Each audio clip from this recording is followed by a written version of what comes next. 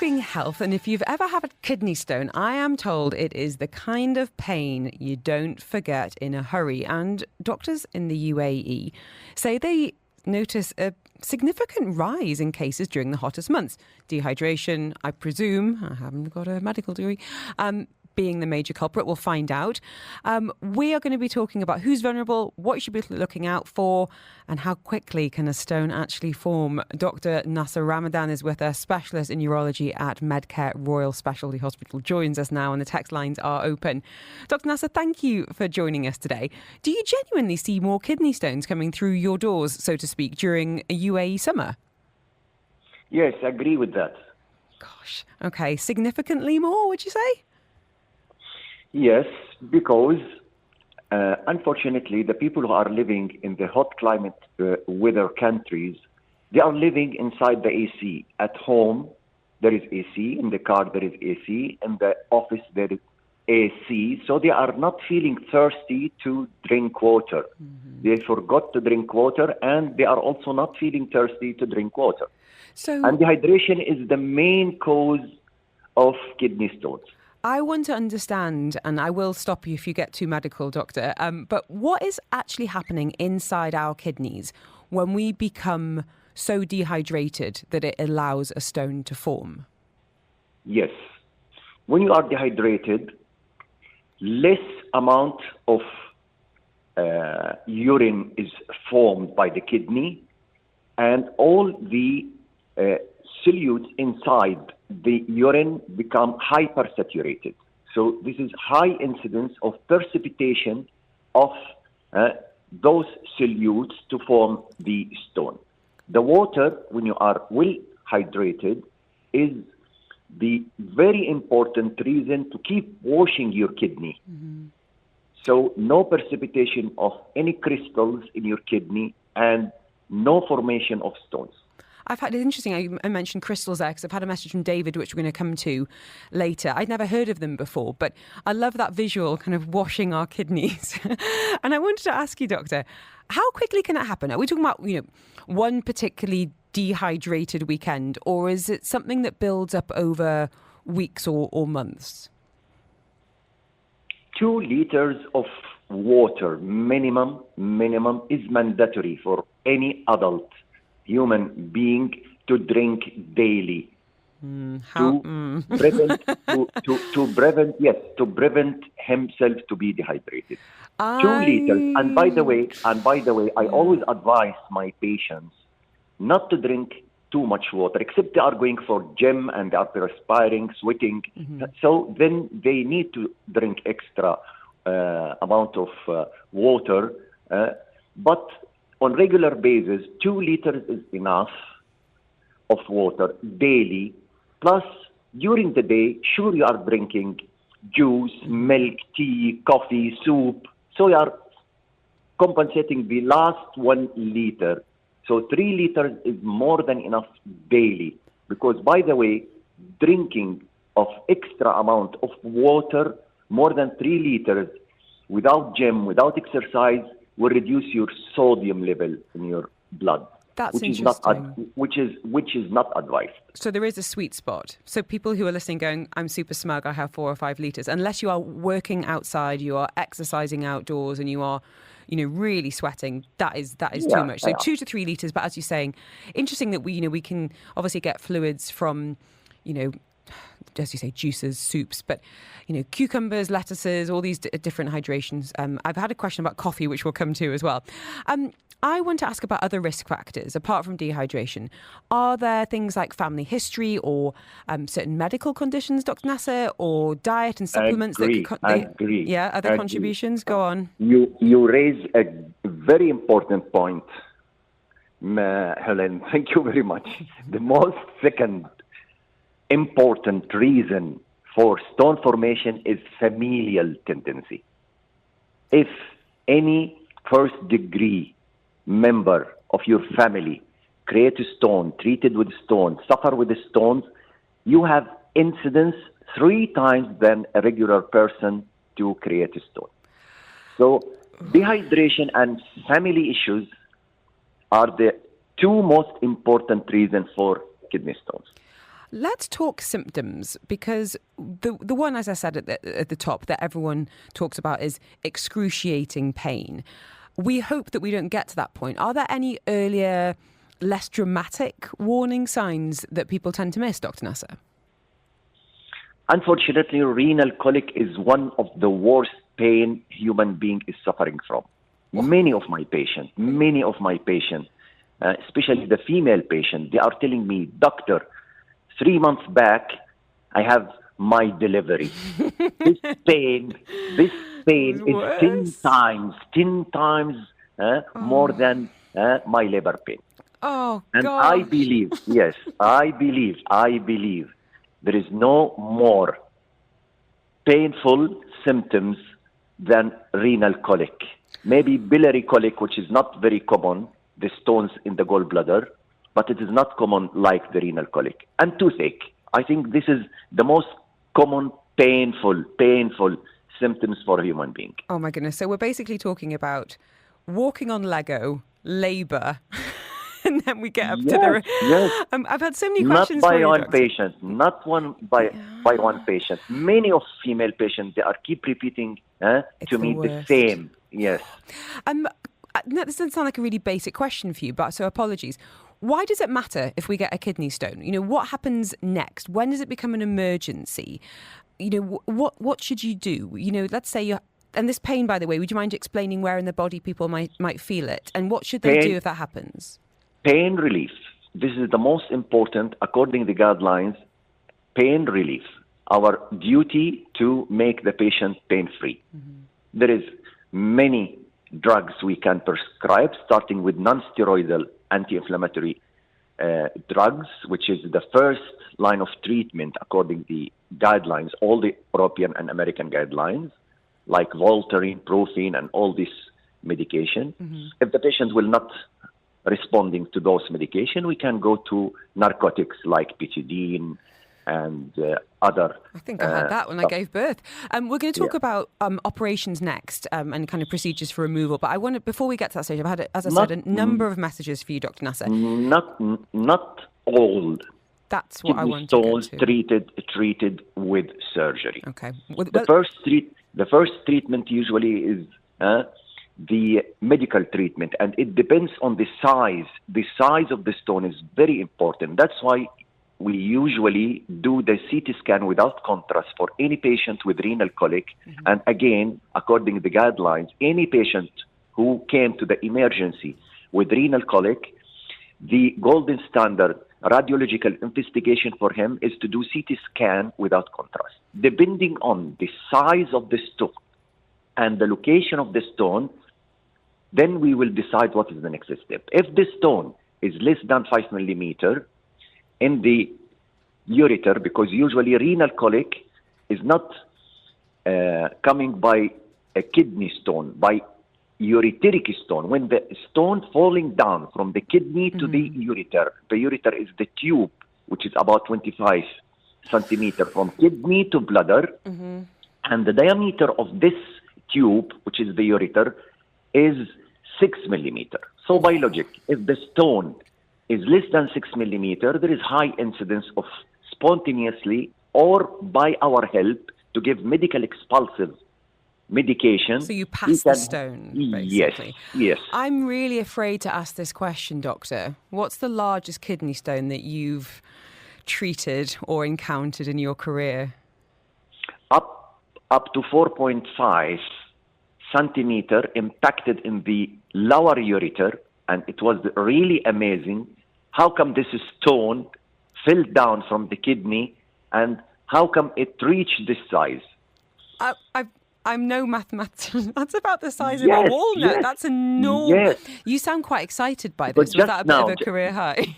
Because just now we mentioned that the diameter of our ureter for adult patient is 6 millimeters. So to see stone in the lower ureter with this size really was amazing. Amazing. I'm sure the patient wasn't using that word. And we've actually had a listener who sent in a voice note on the topic. Helen Farmer, Christopher McCarty, good afternoon. Great to be on the show. And yes, if you're talking all things kidney stones, then you've come to the right place, because I remember a couple of years back, easily the most painful experience of my life, and it's all wrapped up in a rather embarrassing tale. So I was actually heading off on my summer holidays. It was the back end of August. I was hot-footing from Dubai to the UK, and I was making my way down to Brighton, where my friend worked for the football club Brighton and Hove Albion. They were playing against Newcastle. It was a race against time to get to the stadium. The reason all of this is important will become clear very quickly. So I'm sat, finally get there, missed the first 5 minutes of the game. I'm with his partner. At the start of the second half, we're in the prawn sandwich seats, and I start to feel this sharp pain. And I'm looking around going, oh my goodness, what's going on? She kind of takes one look at me and is like, Chris, are you okay? You've gone grey. And I'm like, no, I think I'm dying. Which I can laugh about now, but seriously, I thought something is gravely wrong. My first feeling that it was actually maybe my appendix. That being said, medical staff rushed to me, took me out of my seat, performed some checks. They themselves thought, we think his appendix has burst. I was taken down to the treatment room of the football stadium. I was given morphine, and yes, I was wheeled out of the stadium at full time into a waiting ambulance. The ironic cheers of fans. I've never lived it down with my friends. Got taken to the local hospital. I was eventually seen, was given a scan, and it transpired in the wee small hours of the Sunday morning at this point that indeed it was a kidney stone. We've had a lot of fun and laughs and giggles with various friends over the years about it, but it was no laughing matter. And then truthfully, the story goes a bit awry from there, because huge pain into the small hours. I'm giving a little bit of medication, and then never to feel that said pain again. So yeah, I would not wish it on my worst enemy. Story to tell the grandkids. But yeah, no laughing matter, it's fair to say. Our very own Chris McCarty with his own tale of woe. Did love the sporting detail, did feel a little bit superfluous, but I'll give you a pass. Dr. Nasser Ramadan is with us today to reflect on the pain, the patients and the treatment. He's a specialist in urology at Medcare. Now, I remember, Dr. Nasser, when Chris told me about a kidney stone, and he was told all sorts of different treatment methods. He was told to go on a roller coaster to dislodge it. And I wondered if you had any reflection on that as strategy for getting over the pain. Yeah. I just want to tell that according whatever our patient was talking now, some patients, if they have such severe pain, most probably, and after that the pain subsides, most probably they pass those stones. If those stones is tiny stones, as we talk in the beginning, if they are less than 6 millimeters, 2-3 millimeters, spontaneously they will pass, and the pain which the patient suffers from is the pain of passing of the stone through the whole ureter, as we mentioned. The ureter is 25 centimeter length, and usually it is a painful trip for the stone to move from the kidney up to the bladder, crossing this 25 centimeter. I'm thinking about poor Chris McCarty in a completely different way. I'm worried we're going to run out of time, so I want to go to the messages we've had from listeners, Doctor. David's been in touch saying, hi both. After intense back pain, I had a scan and was told I have crystals in my kidneys, but not actual stones, and that they were caused by drinking desalinated water. Is that medically accurate? I've just been told to watch my salt intake and they'll go away, but would welcome your doctor's advice. So crystals in kidneys, any truth in desalinated water, and what should David do, doctor? Yeah. Crystals in the kidney is not stones. Crystals, many patients, they have those crystals, but they are not considered as stones. Still painful though? It's not painful. He said he was in intense pain, so it might be worth a second opinion. Most probably he passed tiny stones. Interesting. Okay. And he was told that crystals are caused by drinking desalinated water. Is there any truth in that? Have you heard that before, Dr. Nasser? The best water to be drink is the regular water, the mineral water. This is the best water, yes. And we've also had a message from an anonymous listener, which is always fine, saying, my dad had a kidney removed after a tumour was found. Is he at more risk of kidney stones with only one kidney? Good question. No? No. As long as he's hydrating properly. Yes, correct. Okay. I agree with that. And a message here saying, I had 100% calcified stone removed in February. How often must I check if a new one is forming, or how can I prevent it from forming again? So that's from a female patient. This is precious kidney. Precious kidney is not to take care of stones. He should have regular checkup for his precious kidney. Okay. For stones, for tumors, for everything. I wanted to ask about electrolytes. You know, we're talking about being dehydrated. Is plain water enough, or do you recommend, as a kidney expert, that we include some electrolytes in our fluid intake as well? Yes. It's okay? Yes, I agree. And natural ones, because I mean it's big business. You know, some people just want to sprinkle a bit of Himalayan salt into their water, or some people like different flavors. To your mind, all the same, or have you got a preference? The enemy of the kidney is high sodium intake. By food, by drink like the soft drink. They are very rich in sodium and very rich in phosphoric acid. One of the main causes of the kidney stone is the people who are consuming a lot of soft drink, the soda, because it has high level of sodium and also phosphoric acid. Both of them, they are a main cause of forming calcium oxalate stone, which is the commonest stone in a human being. 75% of our human being renal stone is calcium oxalate. What about diet, Dr. Nasser? Is there anything that increases the risk of stones? You know, salt you've mentioned, or what about animal protein or highly processed food? Are those a significant threat, or is it more to do with... Yeah, yes. Okay, I thought so. Even the people who are going for bariatric surgery like sleeve, bypass, they have high incidence of stone formation. Interesting. And there's something that's confused me as we've been talking about kidney stones containing calcium. So, and we had that message there about calcium oxalate. But do we but we don't need to worry about reducing calcium or restricting dietary calcium. Is that no? Okay, good. I wanted to ask about supplementation.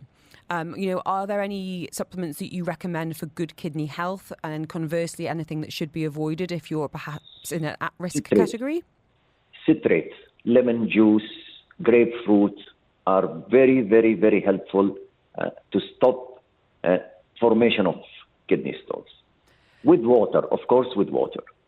And in general, away from kidney stones, just general good urological health, if anyone could do something, stop something, adjust something, change their way. So, you're a very nice man, but maybe not pay you a visit in an emergency. What would you like more people in the UAE doing to stay out of your clinic? Healthy food. Avoid, especially if the patient is already stone former, he suffer or he had been treated before for kidney stone, and one tiny fragment of the stone was sent to laboratory and it is calcium oxalate. The patient should be careful with his healthy food, less red meat, less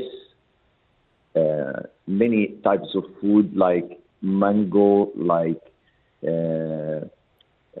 okra, like green dark vegetable like molokhia, spinach. All these are very rich in oxalate, and we cannot tell the patient stop eating meat or stop eating spinach, but we ask him to consume those kinds of food in moderate amount. Thank you, Dr. Nasser. Really, really appreciate it. As I said, a lot of questions coming in on kidney health. So thank you so much for your time. I'll let you get back to clinic there.